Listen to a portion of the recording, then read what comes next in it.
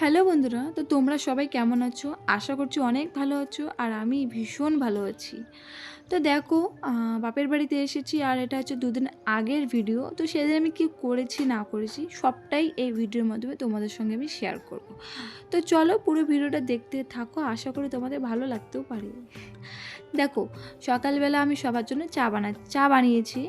আর আমি চা খুব একটা বানাই না আর খাইও না। আমার এটা একটা মানে বাজে অভ্যাস। খাবো না থেকে বানাবো না, এটা বাজে অভ্যাসই বলা চলে। দেখো তাই আর কি বানালাম সেদিন, মা বলল।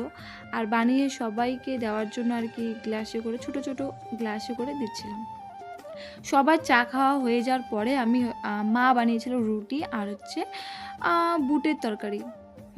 ঘুগনি, বুট এগুলাই আর কি। যাই হোক, রুটি খাওয়ার পরে ভাই হচ্ছে দুপুরে গিয়েছিল বাজারে। বাজার থেকে ও নিয়ে এসেছিলো চিকেন। যেহেতু চিকেনটা একটু খাই, মাটনও খাই, তবে আমার শ্বশুরবাড়িতে চিকেন খায় না কেউ, তাই বাপের বাড়ি আসলে একটু খাওয়া হয়। তো দেখো, মা আর কি চিকেন সেদিন ঝাল ঝাল করে বানিয়েছিল আর হচ্ছে ফ্রাইড রাইস। তো এটা দুপুরে মা চিকেনটা রান্না করার জন্য সমস্ত কিছু মাই করছে, মশলা টশলা। আমি আর কি একটু ভিডিও করার নামে ভিডিও করছি, হেল্প করার নামে ভিডিও করছি, ভুলভাল বলে ফেলছি। দেখো, কথা বলতে বলতে এদিকে চিকেনটাও হয়ে এসেছিলো আর সেদিন টেস্ট হয়েছিল ভীষণ। আমার মা খুব ভালো বানায়। তারপরে হচ্ছে ফ্রাইড রাইস বানাচ্ছিল এত বড় একটা কড়াইয়ের মধ্যে, যেহেতু ভাতটা অনেকটা ছিল তাই।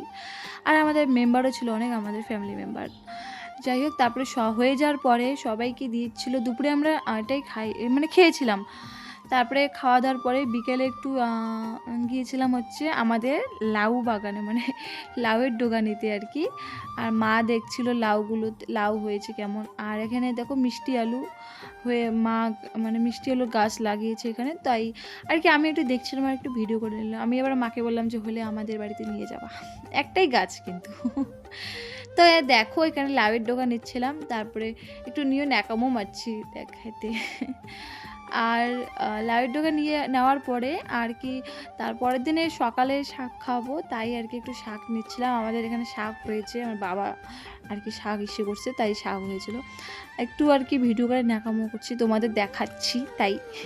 তারপরে দেখো, সন্ধ্যাবেলা একটু শসা কেটে শসা খেয়েছিলাম আর রাত্রে ডিনার করেছিলাম।